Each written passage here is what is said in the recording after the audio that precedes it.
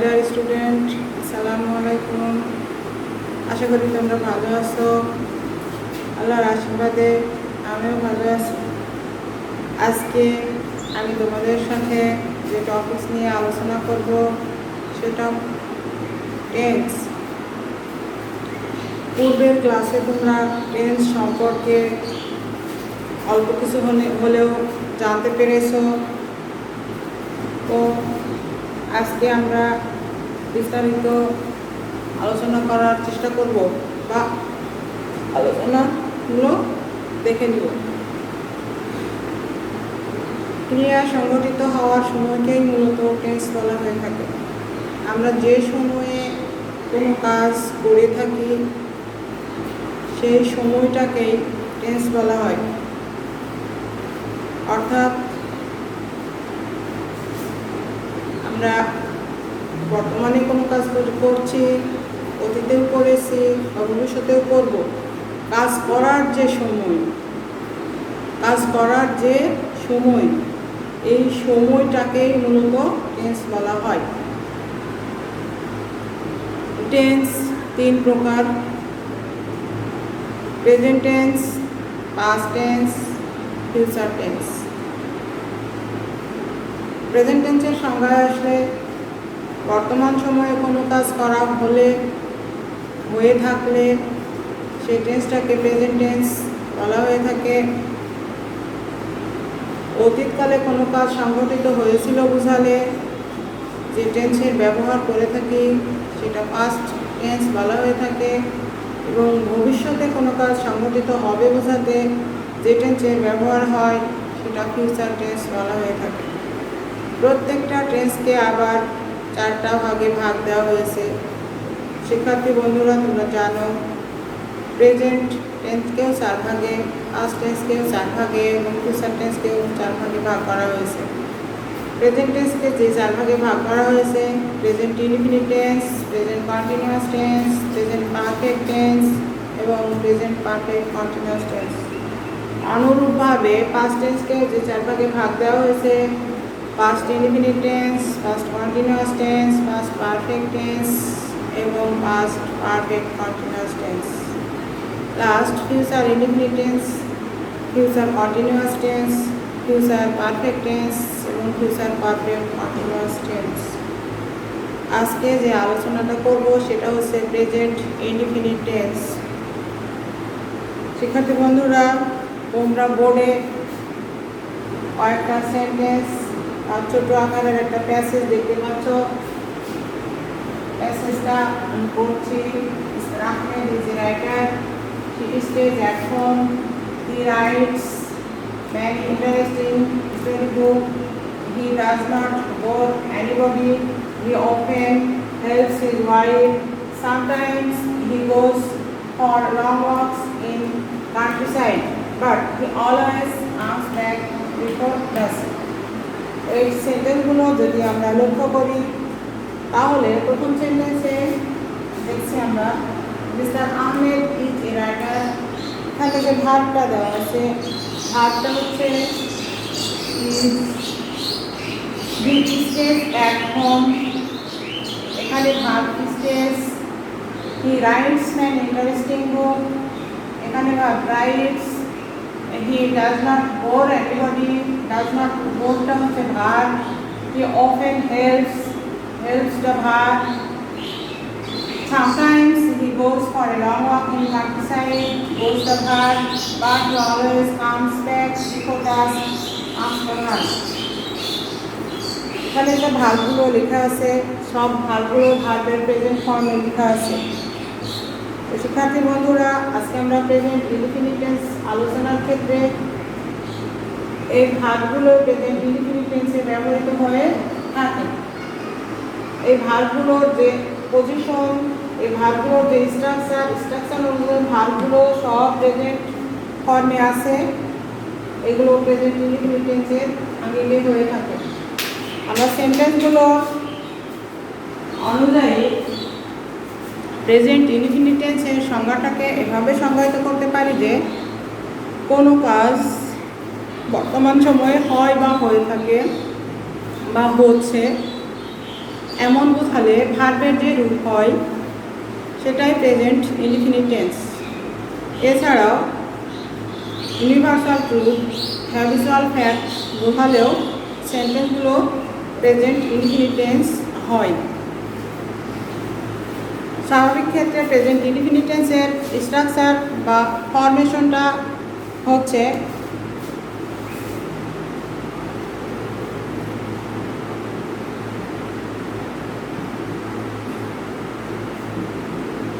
Subject, present form of verb অর্থাৎ ভার্বের present form,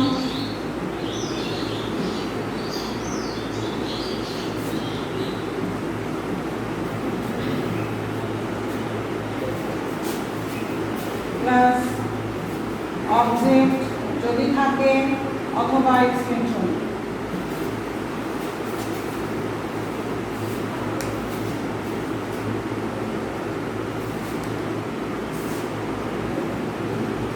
For example, she, Alex, Stan.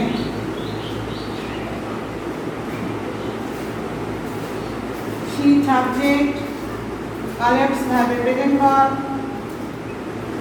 Stan object. তাহলে এই সেন্টেন্সটা প্রেজেন্ট ইনডিফিনিট টেন্স। আমরা সংজ্ঞায় বলেছি কোনো কাজ বর্তমান সময়ে হয় বা হয়ে থাকে বা হচ্ছে, কিছু সময় হয় বা হয়ে থাকে বোঝালে সেন্টেন্সটি প্রেজেন্ট ইনডিফিনিট টেন্স। তাহলে এখানে সাবজেক্ট শি, ভার্বের প্রেজেন্ট ফর্ম, আলেক্স, স্ট্যান, অবজেক্ট, এই সেন্টেন্সটা present indefinite tense. Present indefinite tense স্ট্রাকচারের মধ্যে ভার্বটা কখনো কখনো বি ভার্ব হতে পারে, ভার্বটা কখনো কখনো হ্যাভ ভার্ব হতে পারে, কিংবা ভার্বটা কখনো কখনো ডু ভার্বও হতে পারে। সেন্টেন্সে mister Ahmed is a writer, এই সেন্টেন্সে ইজটা হচ্ছে বি ভার্ব, ইজটা হচ্ছে বি ভার্ব।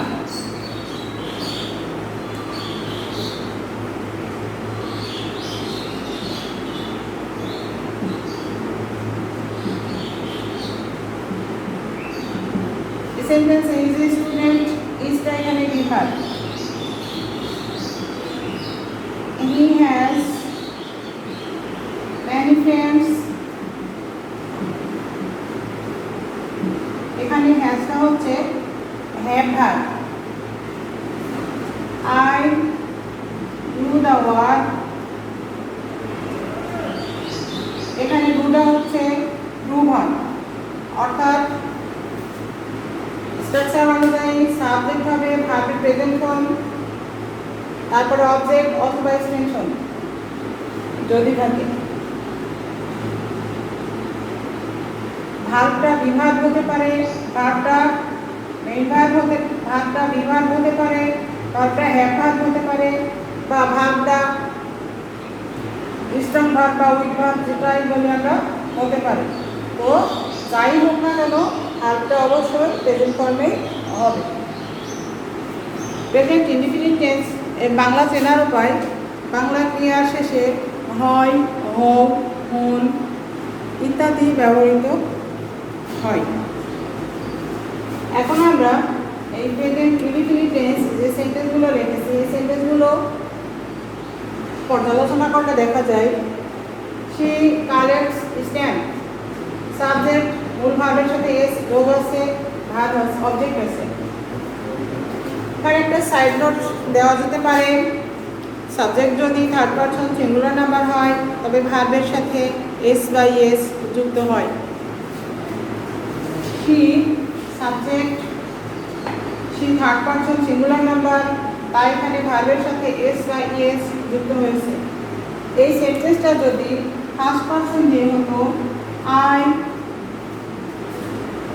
কালেক্টস স্ট্যাম্প, তাহলে এই ভার্বের সাথে যে ভার্বটা আমি এখানে বলছি এখানে বসালাম, সেক্ষেত্রে ভার্বটা ভুল হতো এবং সেন্টেন্সটাও ভুল হতো। যেহেতু আই ফার্স্ট পারসন সেক্ষেত্রে এস এখানে এস বাই এস এখানে বসবে না। সাবজেক্ট যদি সেকেন্ড পারসনও হয় সেক্ষেত্রে ভার্বের সাথে এস বা ইএস বসবে না।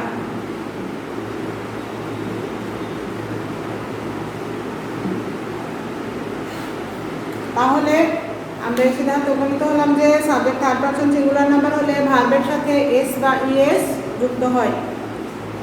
এবার আসি আমরা নেগেটিভ ফর্মে। প্রেজেন্ট ইনডিফিনিট টেন্সের নেগেটিভ ফর্ম। প্রেজেন্ট ইনডিফিনিট টেন্সকে নেগেটিভ করতে হলে প্রথমে সাবজেক্ট বসাতে হয়, তারপরে ডু নট অথবা ডাজ নট বসে সাবজেক্ট অনুযায়ী, মূল ভার্বের প্রেজেন্ট ফর্ম বসে, অবজেক্ট বসে। She collects stamp, এই সেন্টেন্সটা যদি নেগেটিভ করা যায় তাহলে আসবে she does not collect stamp। যেহেতু she third person singular number, সে কারণে does not হয়েছে। I collect stamp, এই সেন্টেন্সটা নেগেটিভ আসবে I do not collect stamp। অর্থাৎ থার্ড পারসন সিঙ্গুলার নাম্বার হলে ডাজ নট বসবে, বাকি অন্য ক্ষেত্রে ডু নট বসবে। মেইন ভার্বের প্রেজেন্ট ফর্ম সেই অনুপাতেই বসবে। যদি সেন্টেন্সগুলো বিভাগ দ্বারা কমপ্লিট হয়ে থাকে সেক্ষেত্রে নেগেটিভ করার সময় আমরা বিভাগের পরে নট বসাবো।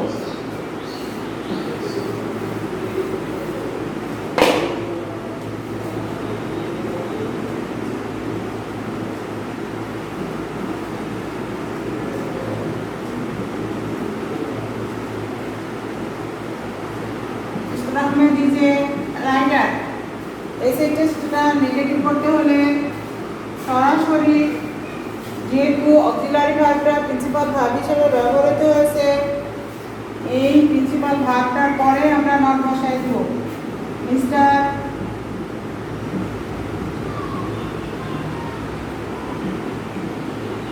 আহমেদ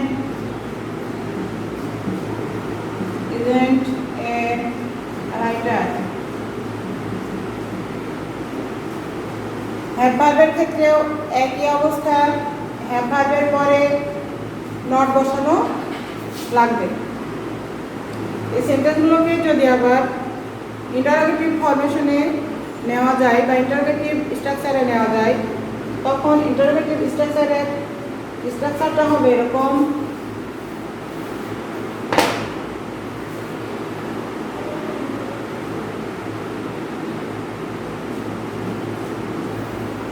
অথবা does, subject, main verb, object, জিজ্ঞাসা চিহ্ন বা note of interrogation. Do you know me, auxiliary verb,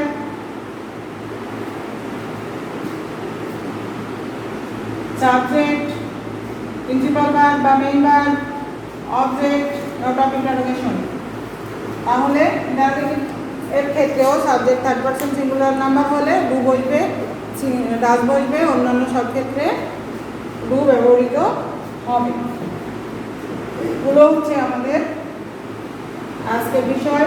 অর্থাৎ সেন্টেন্সটি যদি চিরন্তন সত্য হয় তাহলে সেই সেন্টেন্সটাও হবে present indefinite tense. For example,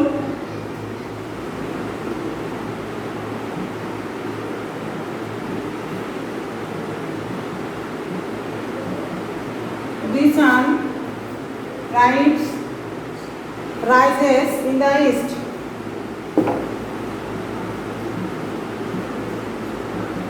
In the east, এই সেন্টেন্সটা প্রেজেন্ট ইনডিফিনিট টেন্স, পূর্ব দিকে ওঠে এবং এটা চিরন্তন সত্য।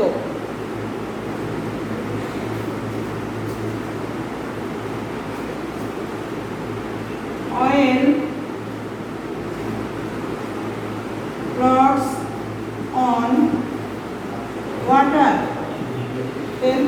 আসে এটা জেনারেল ট্রুথ অর্থাৎ স্বাভাবিক সত্য। The man works every day, এটা তার অভ্যাসগত কর্ম। অর্থাৎ আমরা বুঝতে পারলাম যে চিরন্তন সত্য, জেনারেল সত্য বা জেনারেল ট্রুথ, ইউনিভার্সাল ট্রুথ এবং তার হ্যাবিচুয়াল ফ্যাক্ট বোঝালে সেন্টেন্সটি প্রেজেন্ট ইনডিফিনিট টেন্স হয়। এগুলো নেগেটিভ এবং ইন্টারোগেটিভের ক্ষেত্রে, চিরন্তন সত্যগুলো নেগেটিভ ইন্টারোগেটিভের ক্ষেত্রে সরাসরি ইজেন্ট দিয়ে বা যেভাবে হয় ব্যবহার করা যেতে পারে, তবে আগের মতোই আগের রুল অনুযায়ী পরবর্তী সেন্টেন্সটা নেগেটিভ এবং ইন্টারোগেটিভ করা যেতে পারে। তাহলে শিক্ষার্থী বন্ধুরা, আজকে তোমরা প্রেজেন্ট ইনডিফিনিট টেন্স সম্পর্কে বিস্তারিত জানলে। পরবর্তী ক্লাসে আমরা প্রেজেন্ট কন্টিনিউয়াস বা অন্য টেন্সের যে বাকি অংশগুলো আছে সে সম্পর্কগুলো আলোচনা করব। তোমরা আমার সাথে থেকো। Thanks everybody.